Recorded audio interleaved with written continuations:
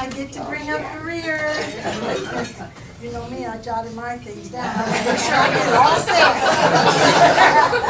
I got me a little list. Well, I have three things I want to do. I want to talk about what your 70 years of being together has meant to me personally. I want to talk about what they have meant to our marriage. I want to talk about what they have meant to me as a parent. And then I want to talk about the impact you had on some other people. I got a couple of examples I want to bring up. And then I want to talk about what can happen if you stay married for 70 years, because I live with them and I see. All right, so personally, I just want to say that to me, the greatest impact that you two have had is, there's two things that came to my mind. One is the living out of the Great Commandments.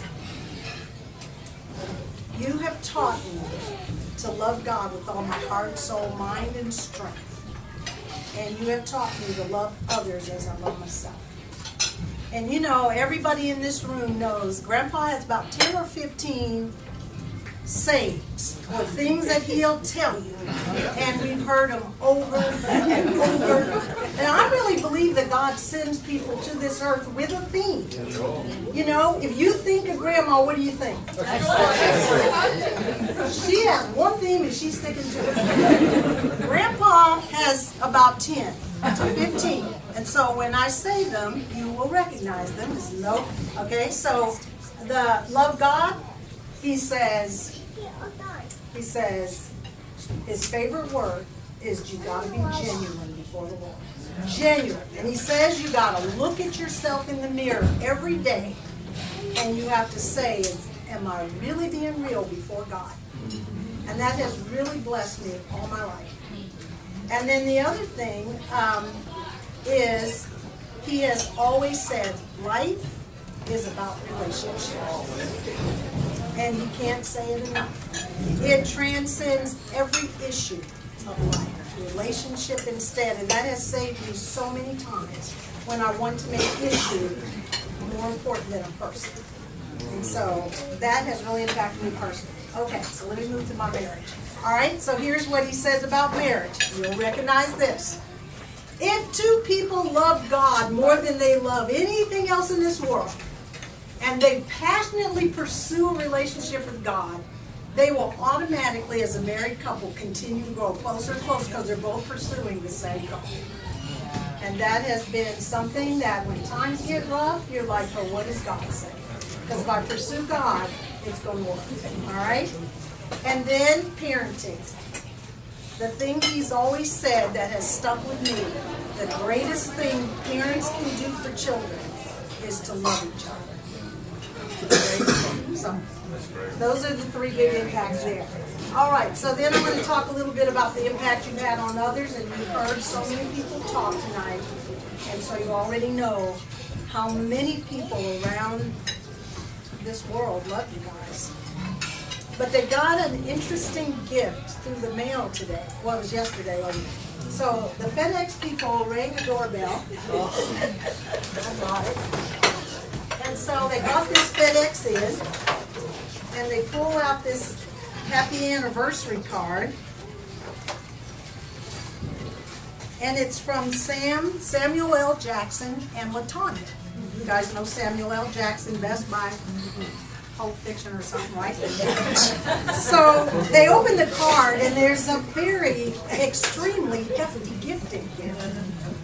And they said, "Dear Mom and Dad Smith, the Lord has blessed you real good. You bless us all with your loving example. May God continue to shine His glory over you." And they were sitting there, and they were so dumbfounded. They were like, well, he doesn't know us that well. Why would they do that? Because they feel like they're so famous, and they've just met him a couple of times. But I said, Dad, what you guys don't realize, no, you're the famous ones. Yeah, that's right. They have met you, and you have touched their life. And they're no more famous in our eyes than you are. And so that just really touched me that you would have a reaction like that, because you are as famous as paper. Yeah. And so another thing I wanted to mention is Stephanie had this, I think you knew the author, didn't you, of this book called I Am Father. And one of the pages in this book is they feature Dad as a father. So see, you're famous as Sam. Yeah.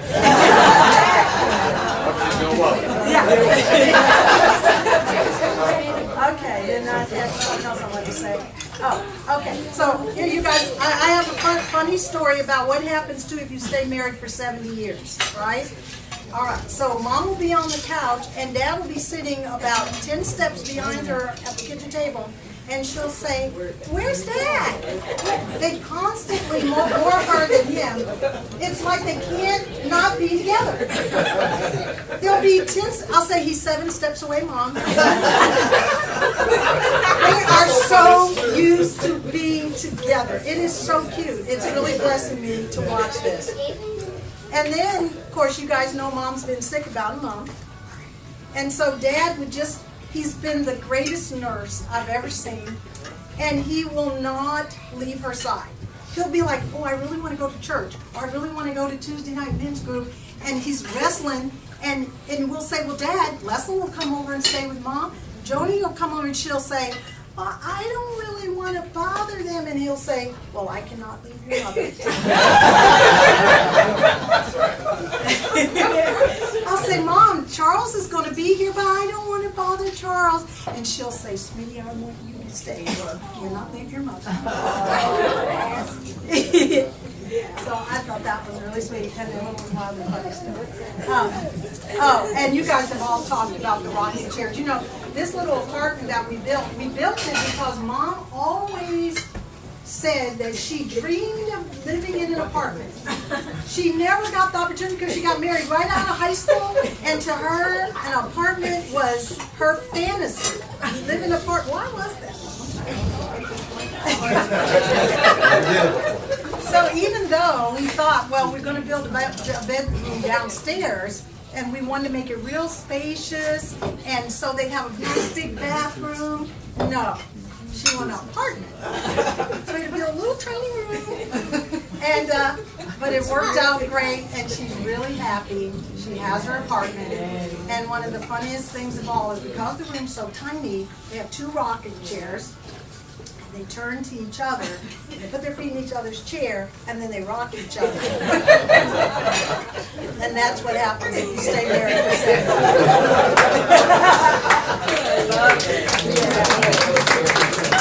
years. So we have a wonderful gift that everyone has pitched in and they want that to present to you. I'll give it to you guys at home. It's a nice little hefty gift.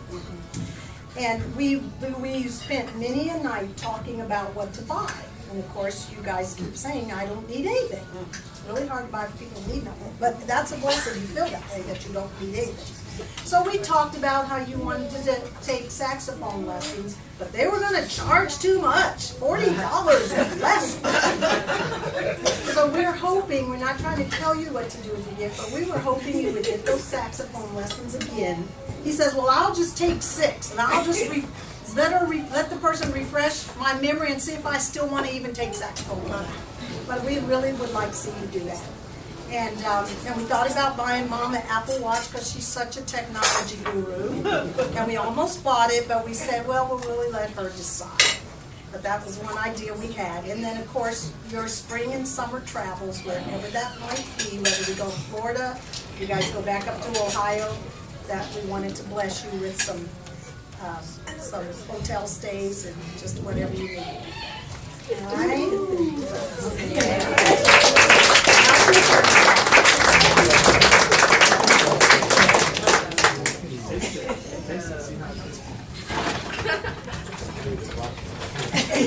We'll get a box. All right, Dad, we'll give you some time if you want to say something to your Mom.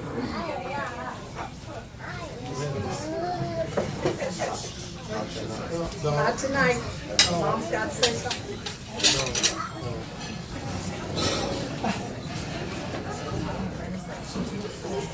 I'm here. I was kicking in school to get here. They had been wanted me to come here for a number of years. And I was born and bred in Canton, Ohio. All of my life, my roots are really deep. And so I rebelled for a long time. But then God in His mercy messed with my blood pressure. I don't know if that was God, but yeah, okay, go ahead. I call it His mercy. Okay. He allowed that, right? He allowed that. My blood pressure, my blood sugar went all haywire on me. I was teaching Bible study one night, on Tuesday night, and my mind just went blank. And somebody thought I was having a stroke. They called the ambulance and whatnot. First time I'd ever been sick, never been in the hospital. And I wound up in the hospital 3 times between then and the time we got here. These guys said, I'm going up to the Ohio and I'm going to get my dad. And I'm not going to let him go back home. He didn't know that. I tell him I kidnapped him. My doctor in Ohio was really ripping you guys out. Put the pressure on the old man to come down here. And she said, I've never seen your dad in that condition. And she attributed it to you guys putting all that pressure on me. And then Sharon talked to her and said, well, her name was Dr. Chukwumerike, Agatha Chukwumerike, wonderful lady. Sharon said, well, we just want to take him down and kind of take care of him. And then she said to me, well, then you better go, and if you don't go, I'm going to send the police after you. So all of that together, here I am. I tell folk that it's it's hard to kick against the pricks. And I count it now as a great blessing. Not everybody in my age category gets a chance to start life again, meeting new, wonderful people, church family, and the people that we've met, our neighbors around the house and whatnot. How arrogant, stupid can you be? You have an opportunity to do that. So now I tell everybody I'm a blessed man. I'm a blessed man. God is faithful. And I tell everybody, if you do what God asks you to do, He'll certainly do His work. And I'm a living witness that God is faithful. He's brought us from a long way. But I should talk about Lily. I got to talk about her for just one moment. This is all of what you guys say pale in comparison to what I have to say about it. This lady she's beyond special. She has undergirded me, supported me in everything that I've attempted to do. And I've done a few things. One of my testimonies is that I've had 3 20-year plus careers, and I'm now on my 4th. I as a youngster, 19 years old, the A&P food stores, some of you all know Great Atlantic and Pacific Tea Company, didn't have any people of color working for them. And so I was approached by the adult NAACP if I would come and work for them, would be the first person of color working there. And so I did. I worked for them for 22 years. I went in chasing buggies and packing groceries and stacking shelves. And when I left there, I was managing the store. And after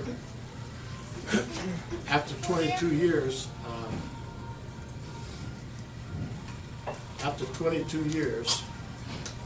the mayor, the service director, and the urban redevelopment director for the city of Canton came to me and asked me if I would like to come work for the city.